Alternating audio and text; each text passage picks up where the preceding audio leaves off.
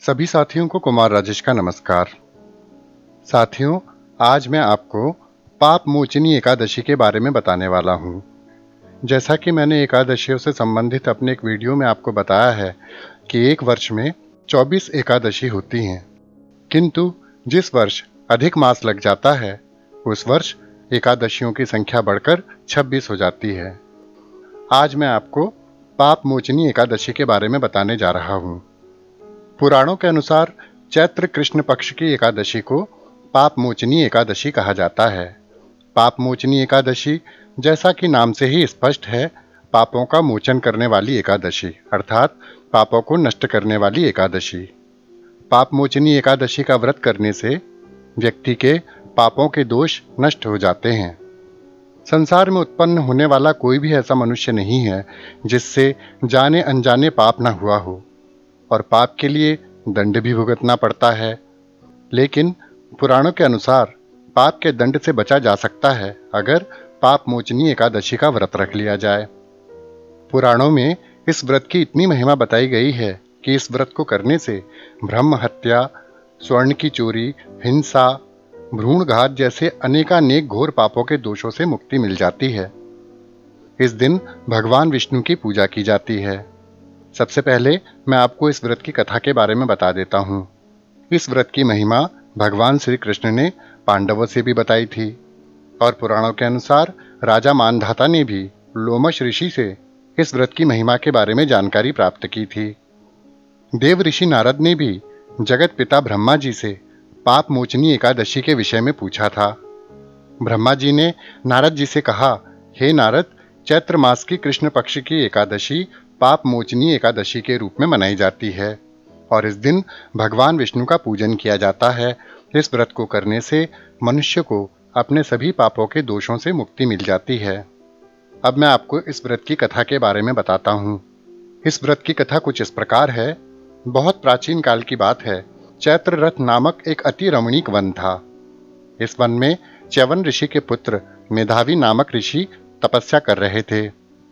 चैत्र रथ नामक यह वन इतना प्रसिद्ध था कि इसमें देवराज इंद्र, गंधर्व कन्याएं, अप्सराएं और अनेकानेक देवता विहार करने आ जाया करते थे।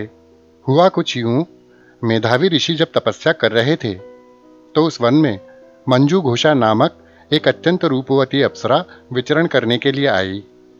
उसने वहां ऋषि को तप करते हुए देखा और वह ऋषि के रूप पर मोहित हो गईं। संयोग से उस समय कामदेव भी अन्य देवताओं के साथ उस वन में विहार करने आए हुए थे। कामदेव मंजू घोषा के मन की बात समझ गए। कामदेव ने मेधा मुनि की तपस्या को भंग करने के लिए मंजू घोषा को प्रेरित किया। मंजू घोषा ने अपने नृत्य, गान और हाव भाव से ऋषि का ध्यान भंग किया। कामदेवता ने भी काम का तीर चला दिया।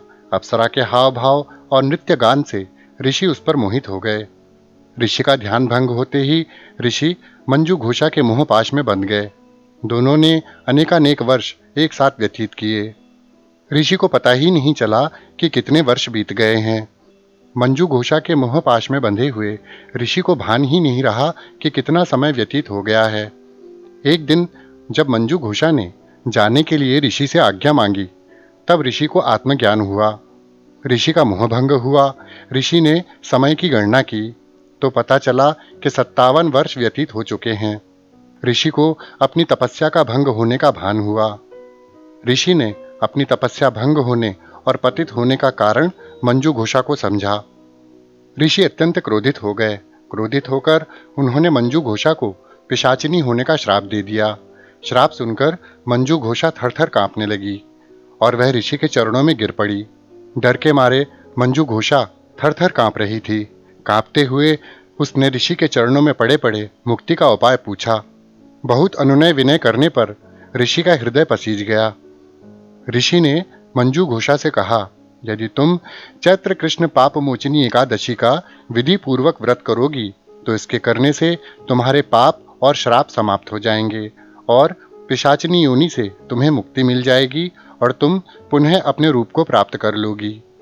मंजू घोषा को ऋषि की बातें सुनकर थोड़ा संतोष प्राप्त हुआ और उसने पाप मोचनी एकादशी का व्रत करने का निश्चय कर लिया। मंजू घोषा को मुक्ति का विधान बताकर मेधावी ऋषि वहां से चले गए। मेधावी ऋषि उस वन से निकलकर अपने पिता महर्षि च्यवन के आश्रम चल पड़े। महर्षि च्यवन को जब यह बात पता चली तो उन्होंने अपने पुत्र से कहा, पुत्र, यह तुमने क्या अनर्थ कर दिया। श्राप देकर तुमने अपना सारा पुण्य क्षीण कर दिया है। तुम भी पाप के भागी हो गए हो, अतः तुम्हें भी इस पाप मुक्ति के लिए प्रयत्न करना होगा। मेधावी ऋषि घबरा गए और उन्होंने अपने पिता से पूछा कि अब मैं क्या करूं। तब च्यवन ऋषि ने कहा, तुम भी पाप मोचनी एकादशी का व्रत करो। मेधावी ऋषि ने भी पाप मोचनी एकादशी का व्रत करने का निश्चय कर लिया।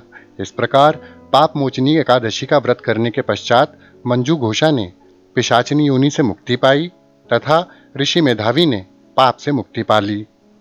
पाप मोचनी एकादशी के व्रत करने से सभी प्रकार के पाप नष्ट हो जाते हैं। पुराणों के अनुसार इस कथा को पढ़ने तथा सुनने से 1000 गौदान का फल मिलता है। एकादशी का व्रत करने के लिए एकादशी के दिन प्रातःकाल उठकर स्नान करके व्रत का संकल्प लेना चाहिए और भगवान विष्णु की आराधना करनी चाहिए। भगवान विष्णु का पूजन षोडशोपचार के साथ करना चाहिए। पाप मोचनी एकादशी का व्रत करने के लिए यह आवश्यक है कि इस दिन किसी भी प्रकार का कोई निंदित कर्म ना किया जाए और मिथ्या भाषण ना किया जाए, अर्थात इस दिन झूठ बोलना वर्जित है। पाप मोचनी एकादशी के दिन भिक्षुक, बंधु बांधव, मित्रों तथा ब्राह्मणों को भोजन दान देना अत्यंत फलदायी सिद्ध होता है। जैसा कि मैंने आपको बताया कि इस व्रत को करने से समस्त पापों का नाश होता है, भगवान विष्णु की कृपा प्राप्त होती है और सुख समृद्धि प्राप्त होती है। एकादशी तिथि को जागरण करने से कई गुना पुण्य मिलता है। अतः अगर संभव हो तो रात्रि में भी निराहार रहकर भजन कीर्तन करते हुए जागरण करें। जैसा कि मैंने आपको बताया ही है कि इस व्रत को करने से घोर पाप के दोषों से मुक्ति मिल जाती है। तो साथियों, पाप मोचनी एकादशी के व्रत की महिमा सुनकर आपको अवश्य अच्छा लगा होगा। आपको यहाँ मैं एक बात स्पष्ट कर दूं कि मैं एकादशी व्रत के बारे में आपको जो बात बता रहा हूँ, इसमें एकादशी व्रत की गणना कृष्ण पक्ष से शुरू होने वाले हिंदू कैलेंडरों के हिसाब से गणना बता रहा हूँ। भारत में जिन कैलेंडरों में काल गणना शुक्ल पक्ष से की जाती है, उनके अनुसार पाप मोचनी एकादशी फागुन मास के कृष्ण पक्ष की एकादशी कही जाती है और कृष्ण पक्ष से शुरू होने वाली काल गणना के अनुसार पाप मोचनी एकादशी को चैत्र मास के कृष्ण पक्ष की एकादशी कहा जाता है। तो साथियों, पाप मोचनी एकादशी के बारे में यह जानकारी आपको अवश्य अच्छी लगी होगी। इसी के साथ अपने मित्र कुमार राजेश को विदा दीजिए। नमस्कार, सदैव खुश रहिए, मुस्कुराते रहिए। जय श्री हरि।